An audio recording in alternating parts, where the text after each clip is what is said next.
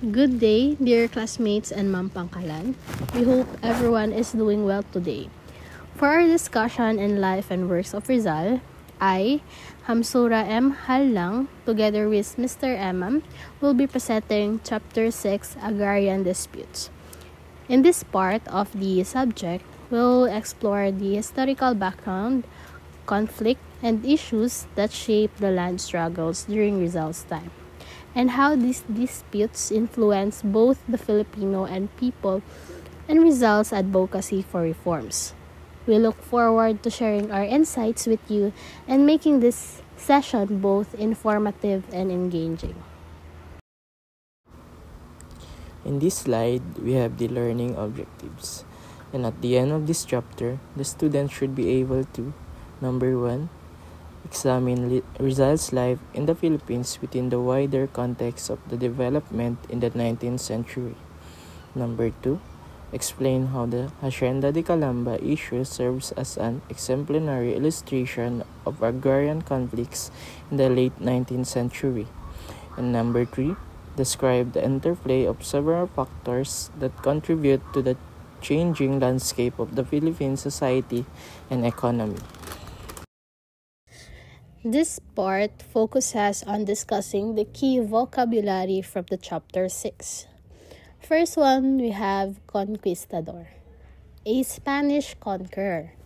Sila yung mga Spanish explorers na nag-colonize ng lands, parang original invaders na nag-claim ng Philippines for Spain. Second, we have caballeria, a small tract of land included in a land grant.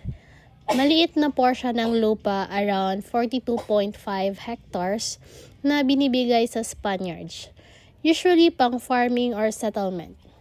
Third one, we have kavan, a measure equal to 75 liters.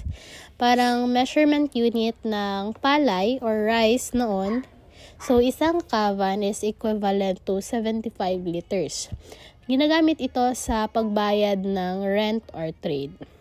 Next, we have hacienda, large estate used for raising livestock and agricultural production. So, malalaking lupain, parang farms or plantations, ginagamit for cattle, rice, sugar, at iba pang crops. Next, we have inquilino, a tenant who rented the land from the priors and subleased the land to sharecroppers. Sila yung mga middleman.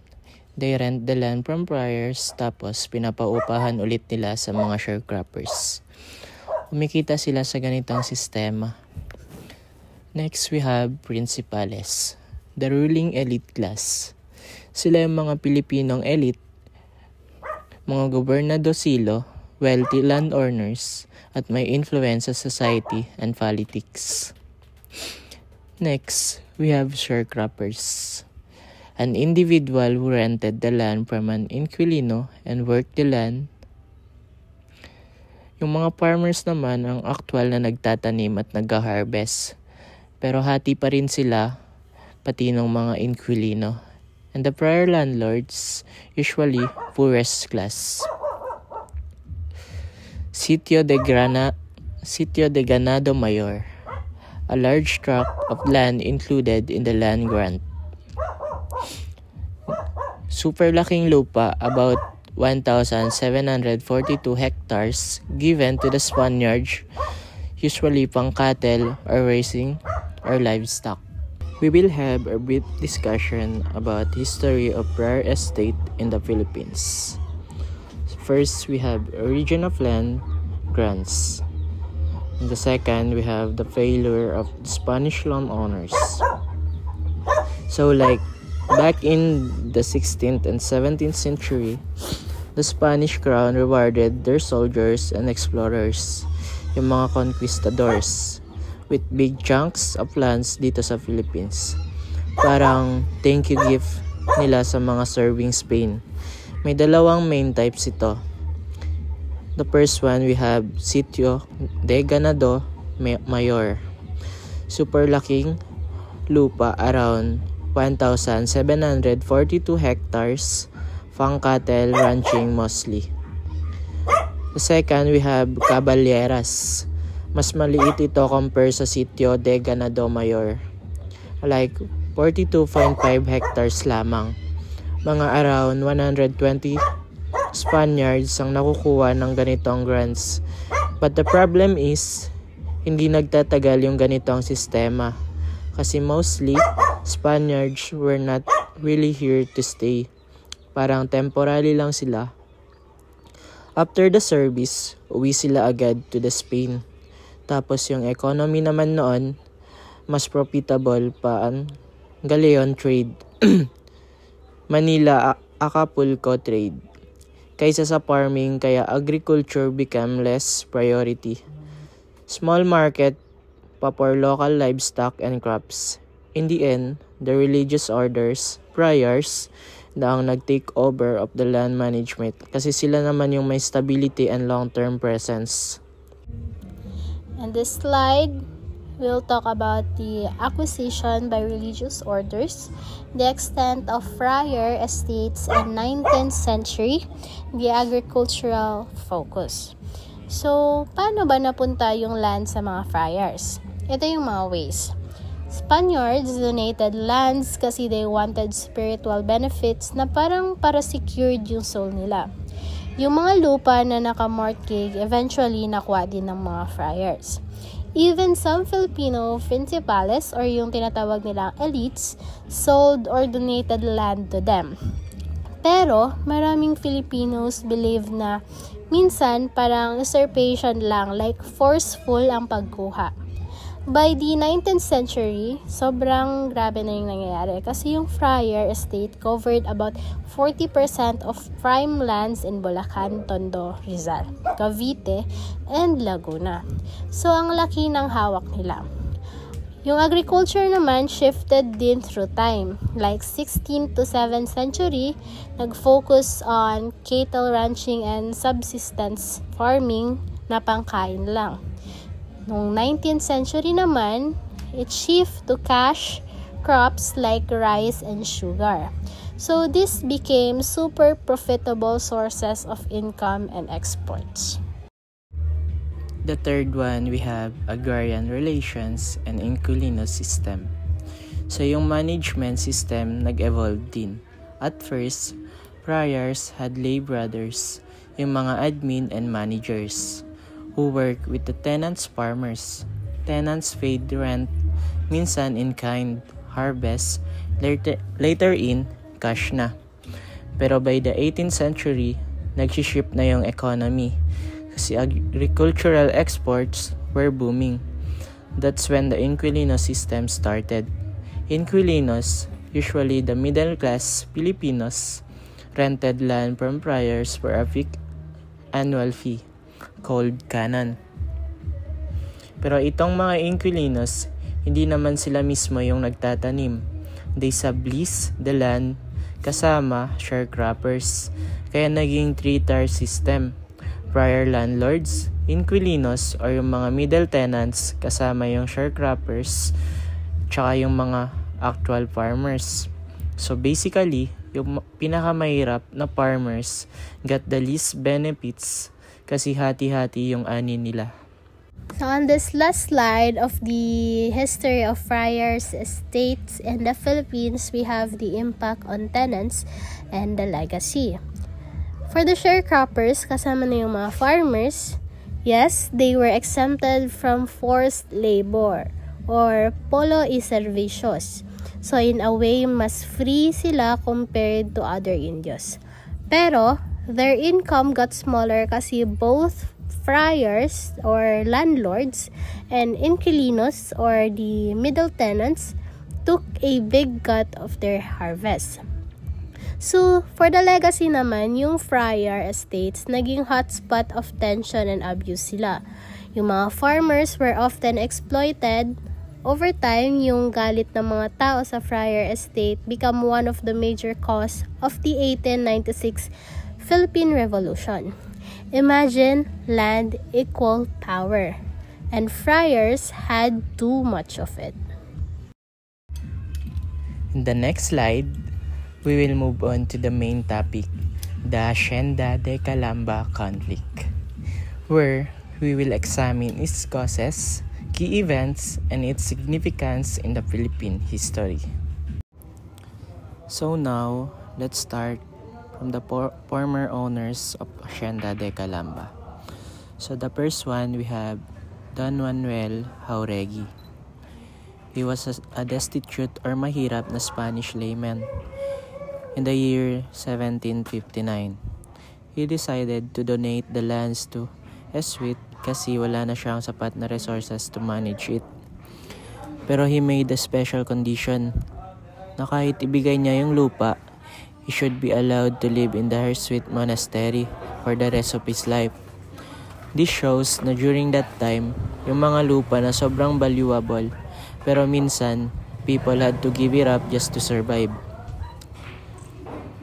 Second, we have Don Clemente Azanza, another Spanish layman na naging important figure in the history of Hacienda de Calamba. In 1803, he officially purchased the hacienda from the government for the large amount of 44,507 pesos, which was a very big sum during that period. After buying it, siya na na-recognize na owner ng property. He managed and held ownership for 30 years until his death in 1833. His ownership marked a shift kasi from a donated land, naging private property na siya through legal purchase. So let's dig into the main topic, which is the Hacienda de Calamba conflict. So in 1767, during this year, King Charles III of Spain issued a decree na nag-expel sa mga Jesuits from the Philippines. Dahil doon, lahat ng mga properties owned by the Jesuits, including Hacienda de Calamba, were confiscated by the Spanish government. After that, these properties were placed under the office of Jesuits Temporalities, which managed the confiscated lands. So basically, kahit originally nasa kamay ng Jesuits yung hacienda, nawala sa kanila kasi pinatalsik sila sa bansa. On 1833, after the death of Don Clemente de Azanza, na dati pang may-ari, the Dominican ordered both the Hacienda de Calamba. So the estate was very large, about 16,424 hectares, and they purchased it for 52,000 pesos. Dahil doon, naging Dominican-owned na ito. So maraming families from nearby towns migrated papunta sa Calamba para maghanap ng economic opportunities. Kasama dito yung ancestors ni Dr. Jose Rizal, who became major inquilinos or tenants, what they called. They rented large portion of land from the friars and then managed smaller tenants under them. This is important kasi dito nag-umpisa yung conflict between Rizal's family and the friars, which eventually influenced Rizal's nationless ideas. Next, let's proceed to the Rizal's family tenancy. The Rizal family leased about 380 hectares of land, which was one of the largest lease areas in the hacienda. Their main crop was sugar, kasi during that time, sobrang in demand ito sa world market. Because of this land, a big part of Rizal's family wealth and stability came from farming in the hacienda. In short, dito nagsimula yung mga malalaking yaman ng pamilya Rizal. Kaya very important ang hacienda sa kanila. So the conflict begins in 1833 onwards. Pasiano Rizal, the older brother of Jose Rizal, wrote that the friars collected rent without the issuing receipts. Ibig sabihin, walang transparency at parang unfair ang system. Rizal family struggled to pay rent kasi the friars kept raising the rents kasi bumababa ang sugar price. The Dominicans then declared that the land's vacant. Parang sinasabi nila na wala ng right ang mga tenants, tapos nag-invite sila ng outsider to occupy the land. Pero in reality, only a few outsider came, and most of the original tenants refused to leave. Only 4 or 5 families actually left, pero karamihan stayed and fought for their land. This marked the start of the serious conflict between the tenants, including Rizal's family and the Dominican friars, na later on naging malaking factor in Rizal's fight for reforms.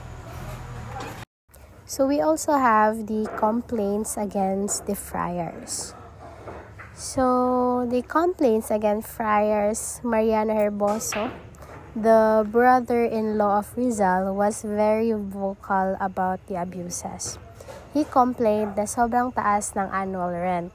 Tapos, may issue pa with the faculty irrigation na kulang sa support for farming. Worse, the friars didn't issue receipts kapag nagbabayad ng renta, kaya walang proof ang tenants. On top of that, falling sugar prices sa world market made life harder.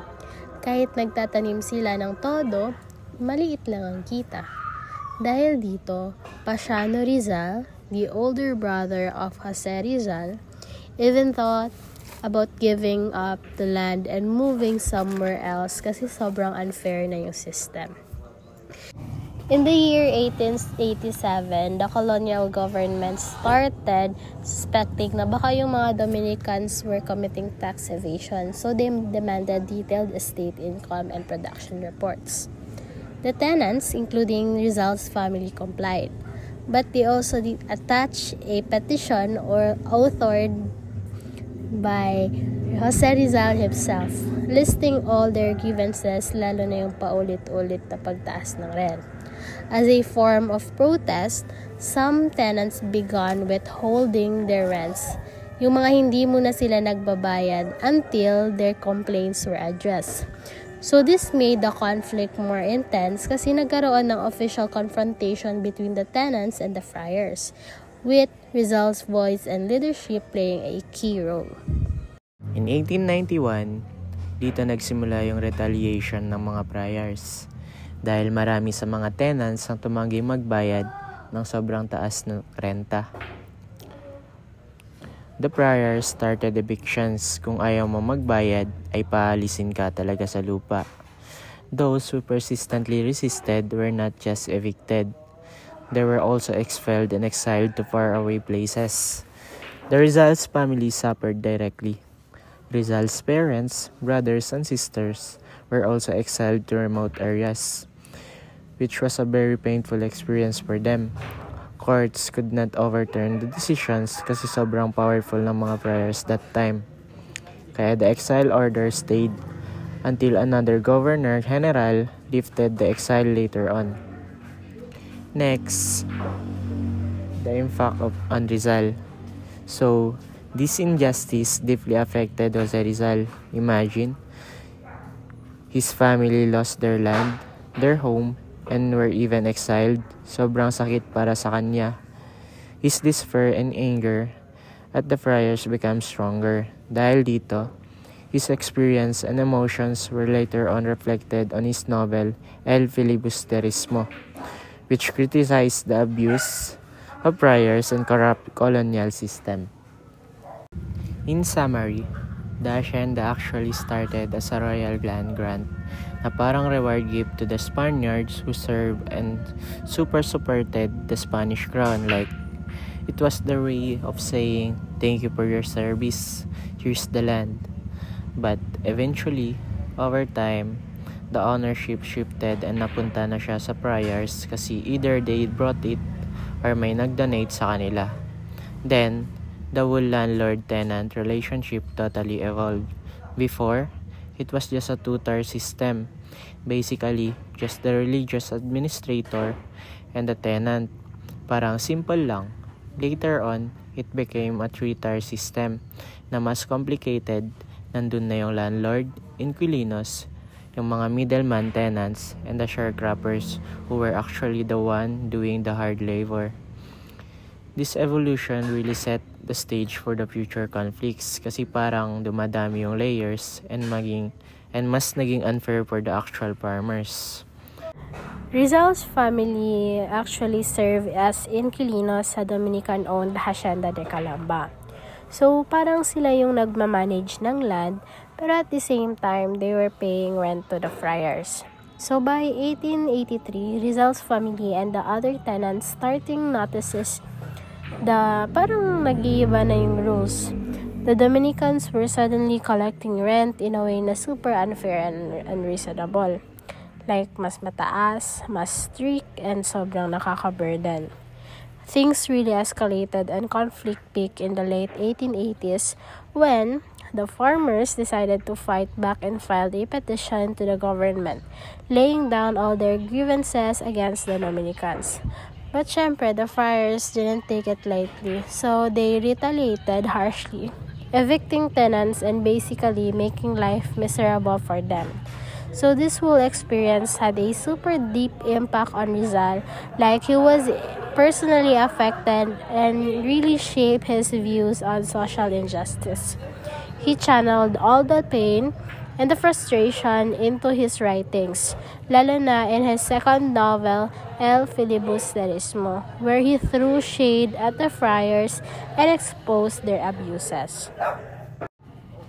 Thanks for watching and listening. So I am Hamsura Halang. And I'm Exxon Ace Emam, reporting the Chapter 6 Agrarian Dispute.